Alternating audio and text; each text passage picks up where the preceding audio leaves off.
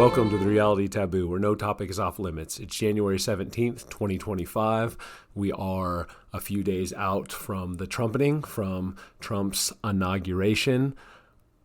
We want to make some predictions here on Senate cabinet confirmations.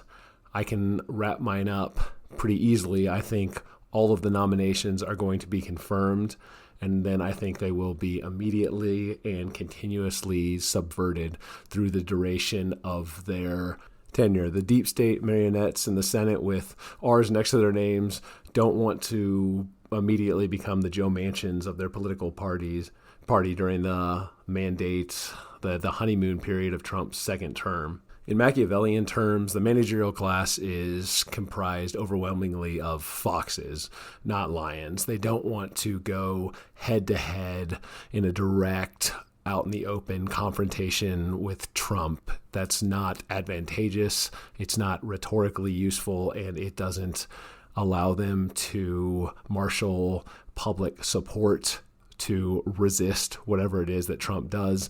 It's much easier to set traps for Trump to fall into, and I think there will be plenty for him to fall into. And I think this is all going to exist in an environment of increasing economic uncertainty. It's kind of flown under the radar over the last month and a half. Initially, after Trump's election, the stock market indices spiked. There was over 2 weeks of gains, new highs being set day after day. But since then, the markets have really deflated, and the Federal Reserve has continued to institute rate cuts, but Treasury rates have stubbornly crept up, and they're to the point now where they're as high as they were during the 2022 and 2023, when the CPI official readings were 7, 8, 9%. The rates on U.S. Treasuries, which is on U.S. debt, was around 5%. That's where it peaked. On the 10-year and 30 years, it got just over 5%. They dropped down in the intervening year and a half to in the threes. And now with rate cuts continuing to be applied, usually what happens when rate cuts occur is that U.S. Treasury rates also go down. But what's happening now is the Fed's fund rate is being cut, but Treasury rates are continuing to go up. And that Treasury rate increase causes more and more of the budget having to be devoted to paying interest on the debt, and it has all kinds of downstream consequences that I think can be summed up using the term stagflation, which is something that's pulled all the way back from the late 70s, when you have high official inflation paired with poor economic conditions. It's a situation in which inflation, or increase in consumer prices as a consequence of inflation, continues to rise at the same time that other economic indicators decline in real terms, but also in nominal terms. And if we enter into a period of stagflation, it is going to line up with the initial Trump administration pushes for tariffs and for deportation, and that's going to set the perfect rhetorical trap to pin the blame on economic malaise on tariffs and deportation.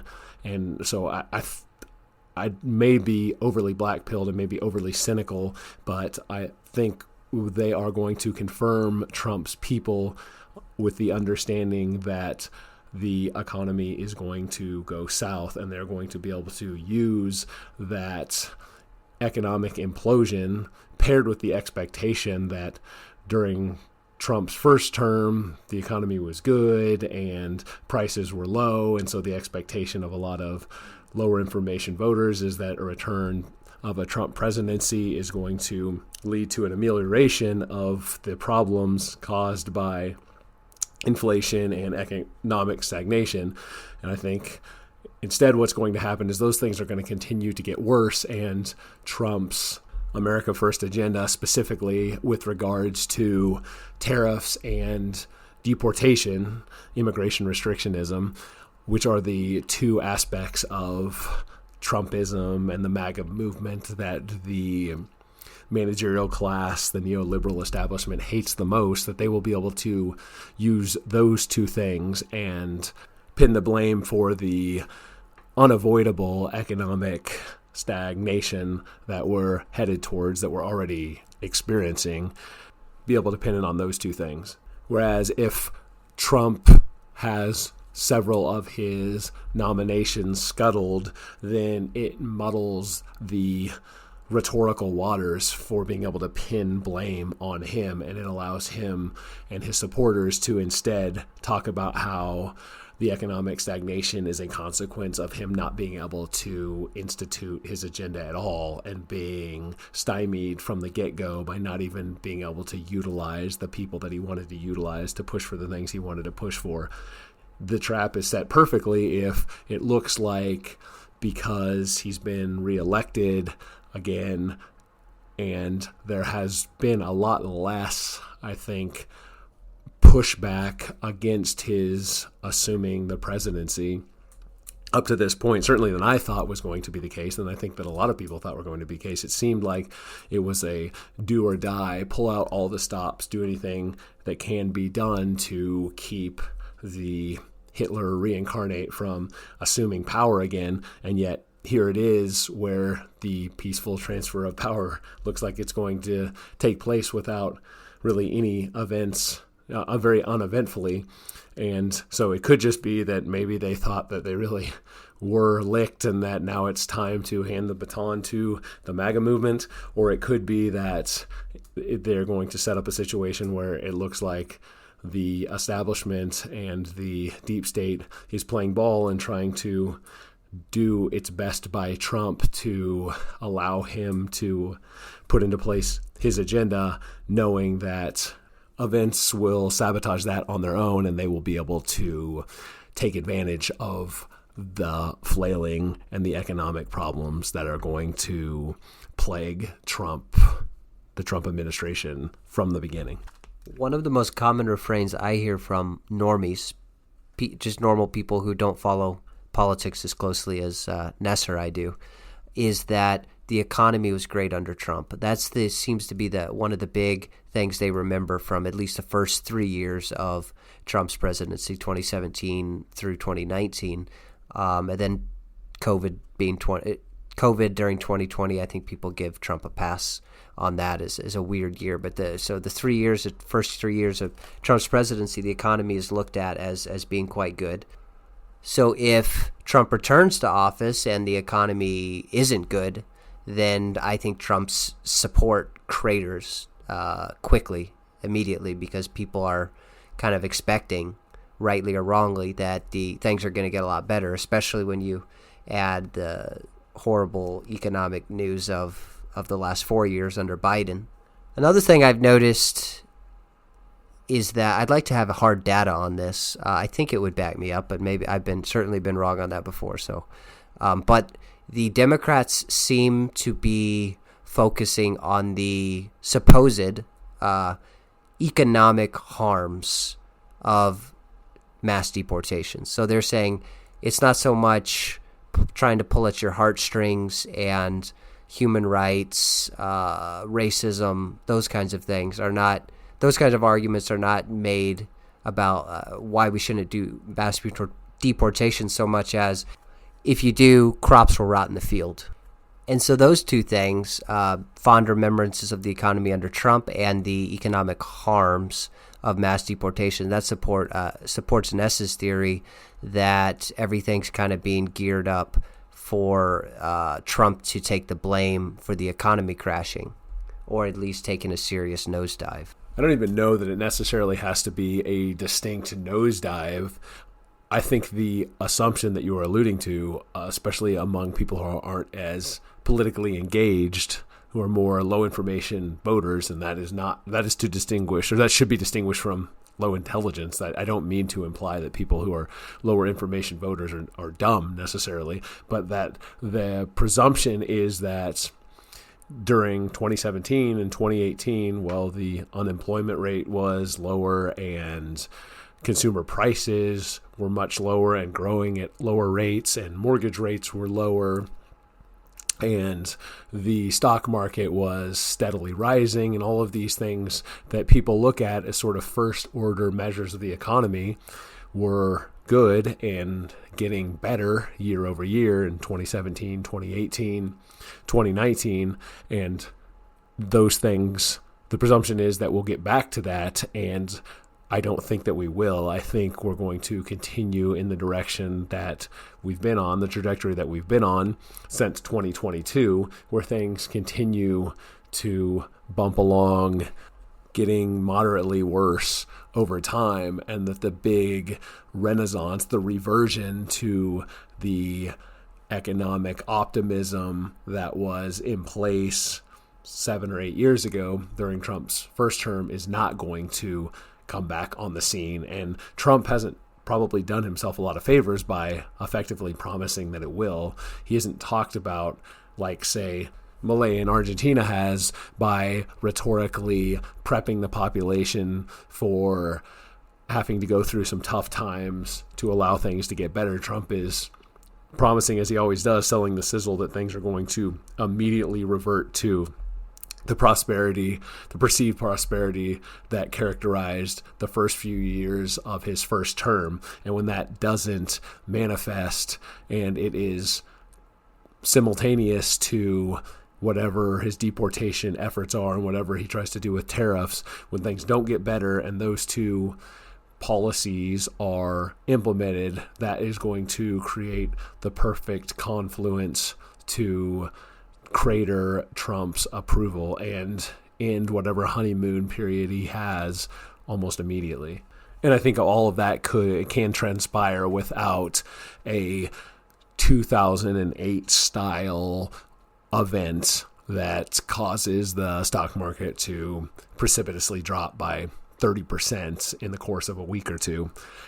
I don't think that's out of the question either. And if that does happen, that'll just exacerbate all of the problems that I think are effectively baked into the cake at this point. So, Ness, if I understand your theory correctly, is that Trump's opposition is confident, if not certain, that the economy is going to continue to decline under Trump's presidency, and that they are maneuvering and taking certain actions to ensure, or to at least increase the likelihood that when the economy continues to decline, that Trump will get the blame for it?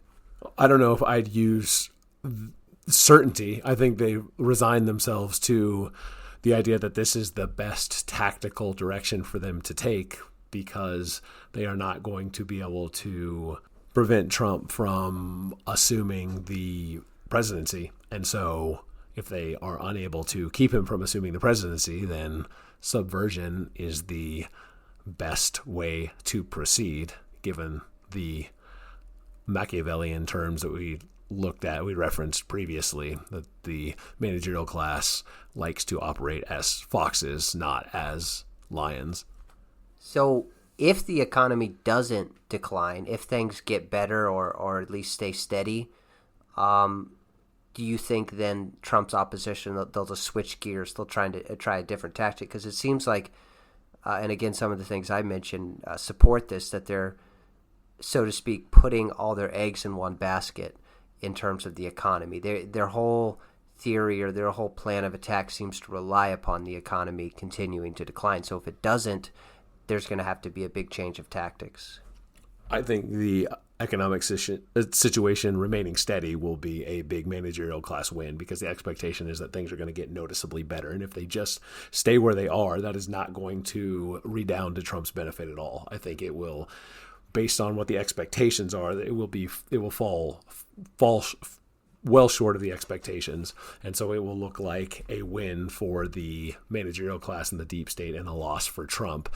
And I think given the fact that the Federal Reserve is cutting the Fed's funds rate while Treasury rates are continuing to go up is about as bright a blinking red light, that rocky road is ahead for the economy. I don't think you can get a better set of indicators than some of the indicators that we've gotten in terms of the manufacturing indices continuing to drop and the trade deficits continuing to widen and treasury rates going up while Fed's fund rates are going down. All of these things are indicative of an economic situation that is going to deteriorate.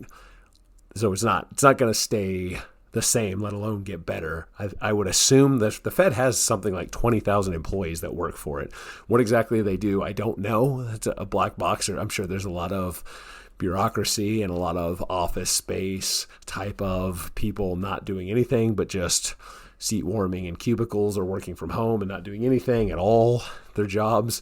But that is a lot of man hours. That's a lot of time. It's a lot of resources and a lot of information that the Federal Reserve has access to across those 20,000 employees. And so if they can't glean information that is at least as concrete and confident in its predictive power as I feel like I can, then I don't know that I've really misjudged to such an extent that you should just throw my analysis out completely. So I suppose it is possible that we have some sort of clear economic renaissance that occurs and that would scuttle their plans.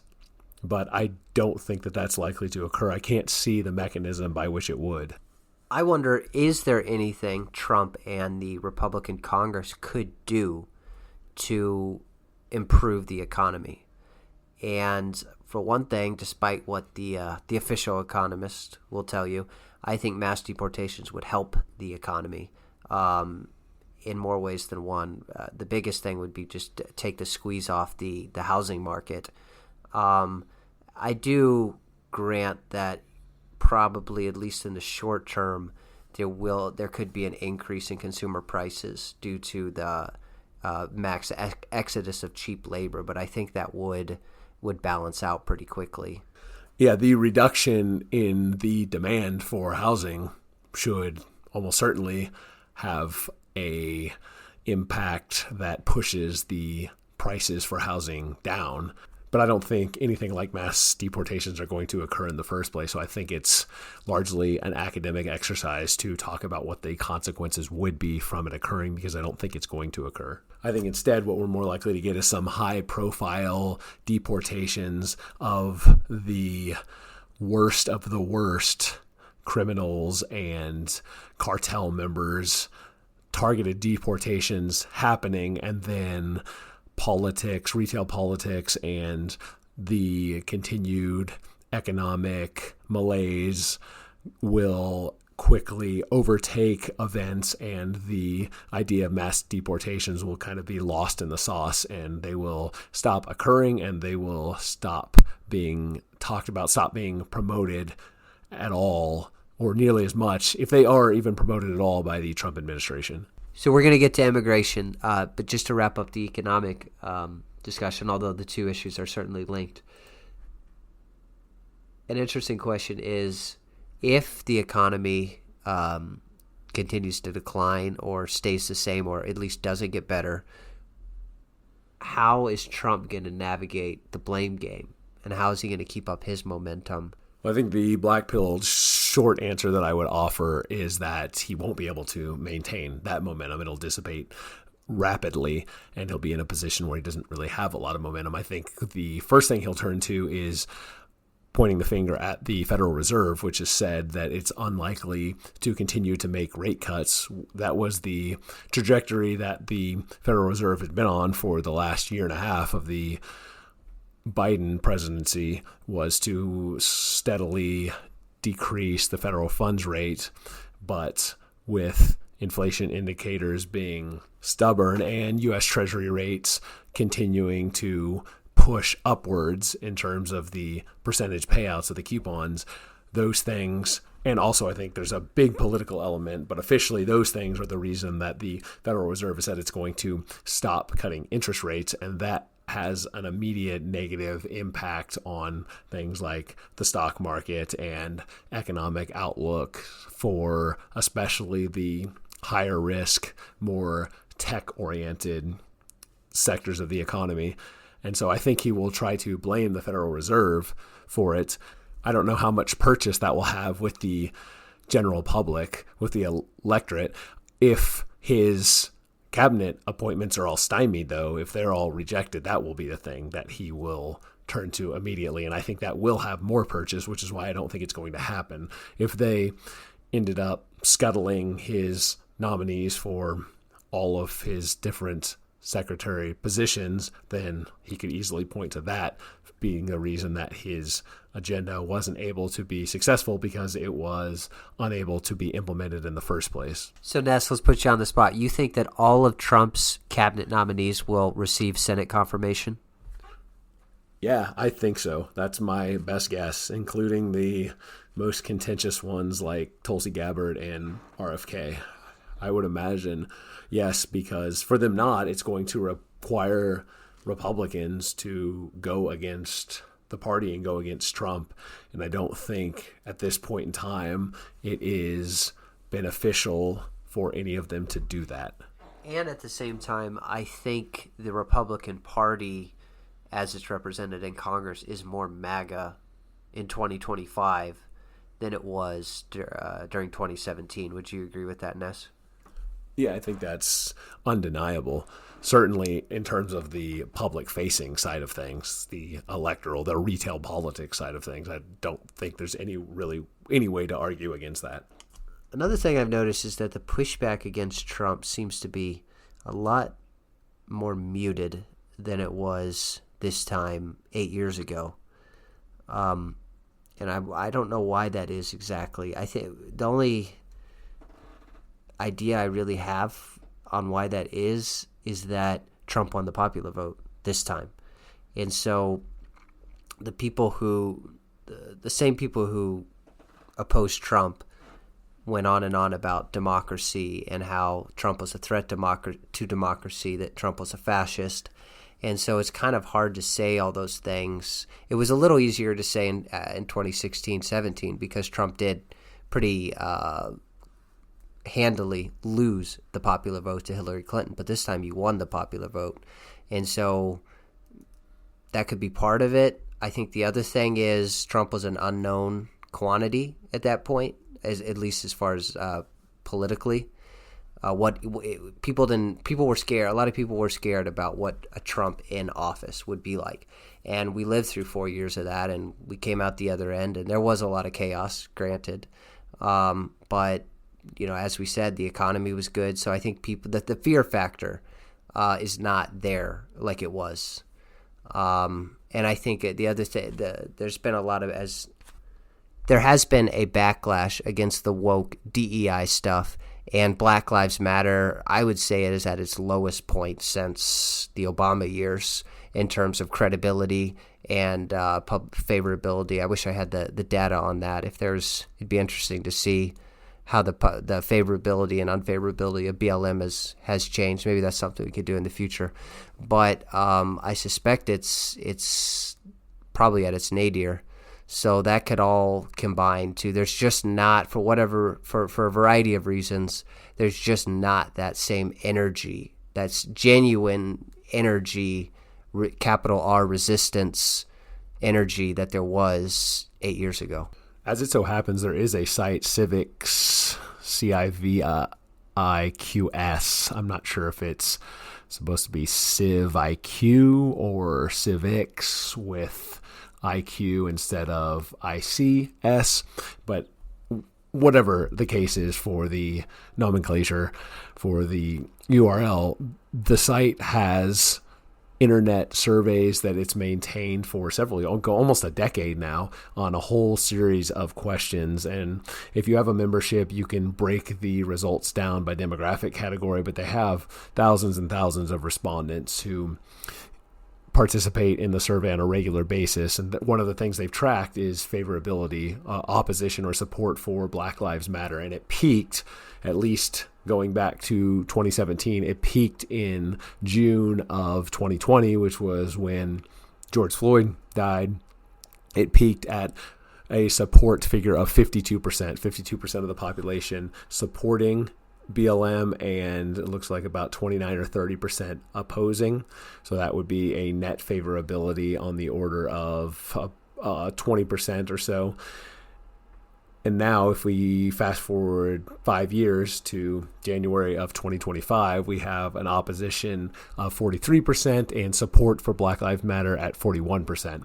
So now that it's pretty even, almost at parity, with a slight plurality opposing BLM as opposed to supporting it. So it's, I guess you could say, a -2 favorability now in 2025 compared to a +20 favorability back in June of 2020. So there certainly has been some decrease in support for the BLM movement, but the support is still higher than it was back in 2017 when it was 37% support and 42% opposition. So there was a trend line that had settled in, and then George Floyd caused that to go out of whack, and for the society to collectively seem to lose its mind in its zeal for Black Lives Matter and the cultural Marxist rhetoric, anti-white rhetoric surrounding it. And I think we've gotten back now to more of a baseline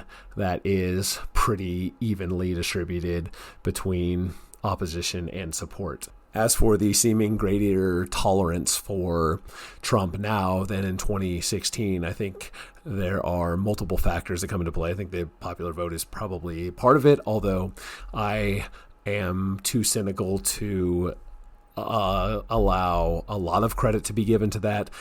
We hear talks about, say, Vladimir Putin being a threat to democracy too, and nobody disputes that he wins 80% of the popular vote in Russia, and yet that doesn't stop the Western rhetoric about how he is a threat to democracy, even though in a country that has 150 million people, he wins overwhelmingly against his opposition, and really nobody seriously tries to say that that is somehow rigged or that the vote is not representative of Russian sentiment.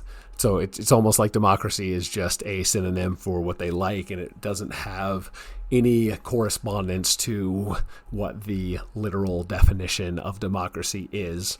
I think more important is the fact that now Trump has a sizable, still a minority, but a sizable elite faction behind him that he didn't have in 2016. Really, outside of Peter Thiel, he had no one in 2016. And now he has, I would say, probably most of the VC support in Silicon Valley and the tech industry more generally. And of course, he has the world's wealthiest man behind him, but he also has a lot of other VC people like Mark Andreessen, and now increasingly it even looks like Mark Zuckerberg.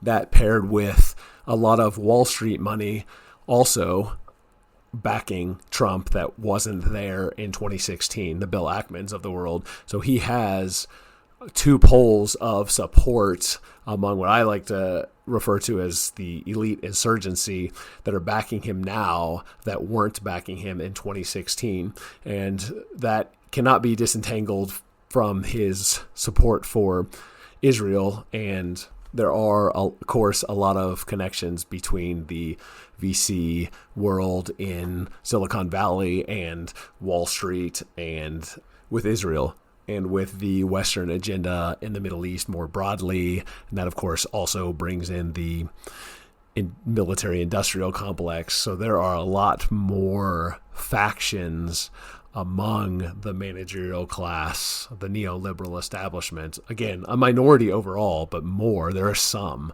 now that are backing Trump that didn't back him in 2016. And I think that, more than anything else, is an explanation for why he is not being fought tooth and claw by the bureaucratic state, at least not publicly. I think there's probably a lot more opposition behind the scenes than we realize, but there isn't the same level of histrionics against his ascending to the presidency that there was in 2016, because the entire establishment is not unified in its opposition to Trump like they were in 2016.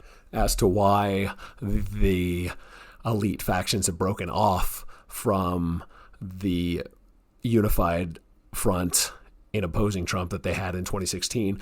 I think a lot of it is because the managerial class, the Elizabeth Warrens of the world, have become such a heavy yoke around the neck of the tech world that even though there is a social cost to be perceived to be supportive of Trump, that is a cost that has to be paid, because this is the tech world along with real energy production. Those are the two bright spots in the U.S. economy. Those are the two drivers of growth and dynamism remaining in the American economy. And the tech industry in particular is the source of innovation. And we're right on the cusp, potentially the cusp of an AI revolution. And there just is no way to create useful artificial intelligence. At least this is my speculation, this is my conjecture, that the tech world doesn't see any feasible path to incorporate the cultural Marxist demands of the Elizabeth Warrens of the world and still have a functioning artificial intelligence revolution that isn't simply stolen away from the Occident and conceded or ceded over to the Orient, because we're trying here in the West to put all of these PC, politically correct, cultural Marxist guardrails on everything that just undercut the efficacy of artificial intelligence. And so the social cost is worth it to avoid missing out on what could be a revolution on par with the Industrial Revolution, the invention of the automobile, or the commercialization of the internet in the first place. Bringing it back to immigration, which is the issue I'm focused most on, and it's the issue I'm going to be following the most closely over the next 4 years. I'm taking the blue pill. I think Trump is going to make a big impact on immigration. I think he's got the right people in place. He's got Tom Homan, who's been around, knows how the sausage is made. And I think Trump has poured so much rhetorical energy and made it such a centerpiece of his campaign. I mean, it's the thing he started out literally in 2015, almost 10 years ago. It's the thing he started his campaign with. This is his last term in office. This is the legacy issue. People, I think, again, I wish I don't have the data on it, but people are as fed up as I can ever remember them being with illegal immigration. He's got a Republican Congress. As we said, it's not just it being Republican is a little misleading. I think it's as much more MAGA than it was last time around. So it's kind of a now or never. If any significant action is going to be made on against the plague of illegal immigration, this is the time. And so maybe it's probably a bit of wishful thinking, but I think there's going to be significant deportations. Obviously, they'll start with the criminal elements, but I don't think it's just going to be the criminal elements. I think they're going to go after people whose only law breaking was breaking into the country. But time will tell. Something I've been thinking about that I don't recall having heard anybody mention it before, but why not use the sanctions as a tool to achieve immigration goals? So the United States has a lot of sanctions on Venezuela, for instance, ostensibly because of Maduro and the illegitimate election. But why not use those as levers and essentially set up a system where if Venezuela does XYZ, if Venezuela cooperates with taking back their illegal immigrants, if they can show the United States that they're taking actions to stop Venezuelans from leaving in the first place, whatever else, provide intelligence, provide information, cooperate in what other way, in whichever way, if they do those things, the sanctions will be reduced. And then if they start backsliding on that, or if the number of Venezuelans entering the United States illegally and settling in Aurora, Colorado, if those numbers go up, then the sanctions go back up. And you could just multiply that across, as I'm sure the United States has sanctions on countries all around the world. So I don't know how many of those are in the southern hemisphere, or the western hemisphere. But whatever, if they are, tie those to immigration and consider imposing sanctions on other countries, even China or India or whoever, and link sanctions to immigration. And so many of the things that need to be done, you don't need new laws for. A lot of this is just enforcing the existing laws. And so that's a reason why the executive has so much authority and so much why, for instance, the immigration was such a disaster under Biden, and why it has the potential to get a lot better under Trump is because it's just a matter of picking up the tools that are lying right there. It doesn't require necessarily an act of Congress. Now, of course, you do need Congress for a lot of things, which, as we said, Trump has, however slimly. So that would be resources to hire ICE agents, Border Patrol, to get more immigration judges. But again, that's just making the existing set of laws work better. Another thing I think that should be done, which this is a bigger ask, but the United States needs to pull out of some of these international treaties regarding asylum and refugees, because they are just so onerous in many cases, and there's so many ways to exploit them. I think those need to be changed. And we're mainly talking about illegal immigration. That we're not even talking about legal immigration, which the United States, I believe, allows about 1 million legal immigrants per year. So that system needs to be reformed as well. And unfortunately, on the legal immigration side, I'm a lot more black-pilled because, of course, in the last few weeks, we've seen really, really, talk about a heel turn, disappointment. We've seen the Vivek Ramaswamy and again, I haven't heard from him in a couple of weeks, I guess a week or so, but he was going off on this bizarre tirade against Heritage America and talking about how essentially the Indians were better than Americans and that white kids in the 90s were watching too much Saved by the Bell, and that's why we don't have a work ethic or something.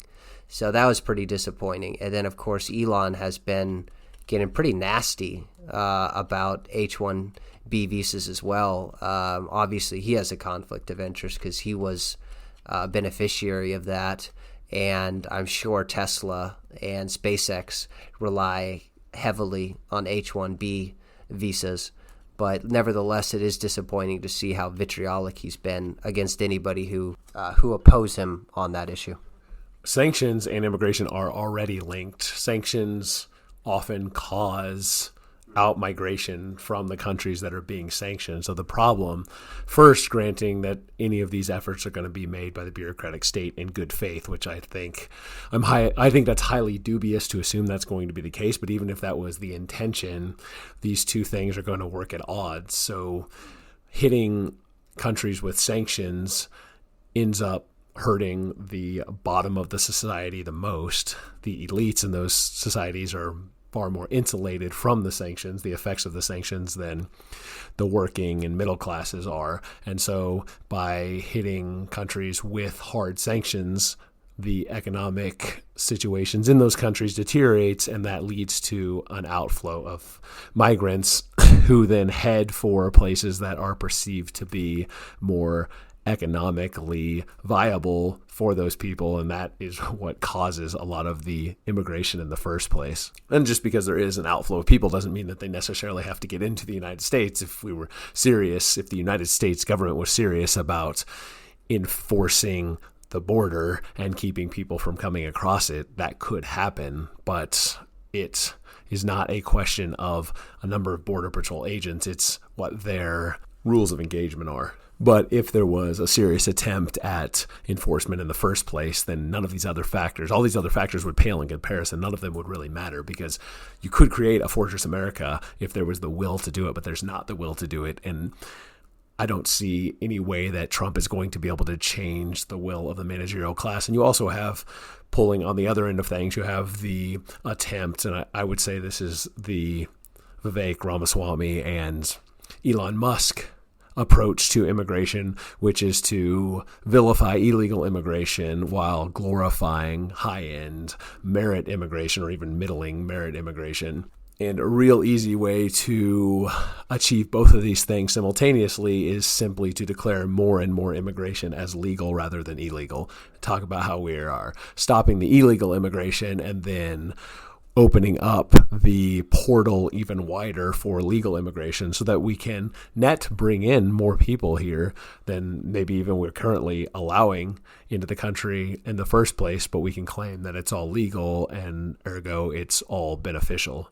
And I think the managerial class, broadly defined, and also most, if not all, of the elite insurgency are still unified on that front in terms of wanting to increase the size and diversity of the labor pool to undercut the labor side of the production equation, to handicap that as much as possible. The last thing I want to shoehorn in here is tangentially related to the tech world.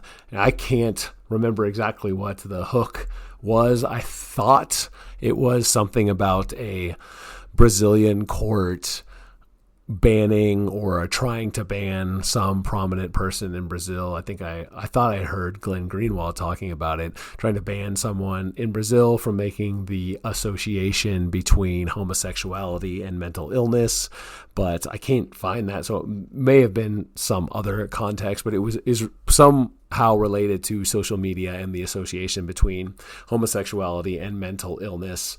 And as it so happens, the General Social Survey has asked since the turn of the century, so for almost 25 years now, has asked respondents if they have suffered poor mental health over the last month. Mental health being defined by the General Social Survey as, quote, stress, depression, and problems with emotions, unquote. So this doesn't necessarily meet the clinical definition of depression or of poor mental health, but it is more a vernacular description of just that. So I'm going to go through multiple categories and I'm going to list out the percentages of respondents by category who reported having experienced poor mental health over the last month. And I don't think any of these results are going to be particularly surprising. At least they weren't for me. So we'll start by sex. Men, 38% say that they've experienced poor mental health compared to 51% of women. So the stereotype that women tend to have more neurotic behavior, more stress, more anxiety, more depression, those things are all borne out by these results. By sexual orientation, people who are straight, there are 43% of them experience poor mental health compared to 56% of homosexuals and a staggering 68% of bisexuals. So the people who are most confused about their sexual orientation also tend to have a lot of other mental issues. By total number of lifetime sexual partners, for men, those men who report having just one ever lifetime partner, 34% of them experience poor mental health. Those incels, celibate men who have never had sex, 0 partners, 36% of them say that they have poor mental health. Men who have had 2 to 10 sexual partners, 38% say they've experienced poor mental health. Men who have had 11 to 20 partners, 41% of them report poor mental health. And those who have had 21 or more sexual partners in their lifetime, 44% of those report poor mental health. And so the more sexual partners one has, the more likely that person is to have experienced poor mental health, with the slight exception of people who have just had one partner fare a little bit better mentally than those who are virgins. Among women, the pattern is the same, but the results are far more stark. Women who have had one lifetime partner, just 39% of them report having experienced poor mental health, Virgin women, 50% have had poor mental health. Women who have had 2 to 10 partners, 52% of them have experienced poor mental health. And this is where it really goes up. For women who have had 21 or more partners, 71% experience poor mental health. And those who have had between 11 and 20, 73% report having poor mental health. So among women who have had double-digit partners in their lives, an overwhelming majority say that they have experienced poor mental health, compared to those who just have one lifetime partner. A significant minority of them experience poor mental health. By race, Hispanics 36% poor mental health, blacks 37%, Asians 44%, and whites 45%. So it gives lie to the idea that this white supremacist Western culture, and the General Social Survey is conducted in the United States. So these are all Americans, people who live in the United States. Most of them are citizens, not all, but all of them, or virtually all of them, are legal residents in the United States, and all of them are actual residents in the United States. So this gives lie to the assumption that, or the assertion that, blacks and Hispanics are somehow depressed and stressed and anxious all the time. They experience better mental health, self-reported mental health, than whites do. By political orientation, conservatives 39% have poor mental health, moderates 42%, and liberals 50%. So that lends some credence to Michael Savage's adage that liberalism is a mental disorder, or at least it tends towards mental disordered thoughts. Theism, among those who are firm believers, those who say that they know God exists, 38% experience poor mental health. Among uncertain believers, those who think that there's some sort of higher power, or say that they believe sometimes but they have doubts, 46% of them experience poor mental health. Among atheists, 47%, and among agnostics, 48%. So there's not a huge difference there. It's a 10-point spread between firm believers as the mentally healthiest and agnostics as the mentally least healthy. But the trend is towards faith in God also being associated with better mental health. By religious affiliation, Catholics, 40% of Catholics experience poor mental health, 42% of Protestants, 45% of Muslims, 49% of Jews, and 51% of those who have no religious affiliation at all. So that mirrors pretty closely the distribution by theistic orientation does religious orientation. By marital status, those who are married, 40% experience poor mental health. Among those who are divorced, 47%. And among those who are never married, 50%. And the last category we'll look at is by intelligence, as measured by the word sum, which serves as a vocabulary heavy or linguistically heavy proxy for intelligence. It's a 10-question vocabulary survey. Among those who scored between 0 and 3 on that 10-question survey, I am gracelessly referring to as dumbs here. Just 39% of those who are dumb say that they have experienced poor mental health. Among those of middling intelligence who got between 4 and 8 questions correct on the word sum test, 47% have experienced poor mental health. And among the smarts, those who got 9 or 10 questions right on the 10-question vocabulary test, 54% of them say that they've experienced poor mental health over the last month. And so this is evidence in favor of the assertion that ignorance is bliss, at least when it comes to mental health. Being a brain has alienated me from all my friends. Dad, as intelligence goes up, happiness often goes down. In fact, I made a graph. I make a lot of graphs. That'll do it for us this week. Thanks for listening. We'll talk to you next time.